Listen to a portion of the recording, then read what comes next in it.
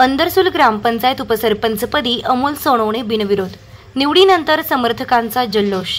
येवला तालुक्यातील राजकीय केंद्रबिंदू असलेल्या अंदरसूल ग्रामपंचायत उपसरपंच पदावर अमोल बाळासाहेब सोनवणे यांची बिनविरोध निवड करण्यात आली।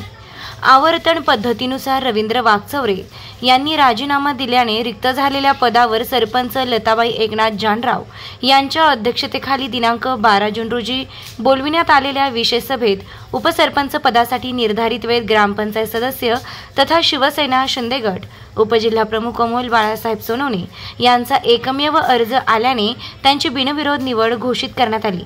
निवडीनंतर समर्थकांनी फटाक्यांची आतिषबाजी व गुलालाची उधळण करत आनंदोत्सव साजरा केला। सहाय्यक निवडणूक निर्णय अधिकारी म्हणून ग्रामविकास अधिकारी अशोक अडसरे यांनी काम पाहिलंय। या प्रसंगी सरपंच लताबाई एकनाथ जानराव, नवनिर्वाचित उपसरपंच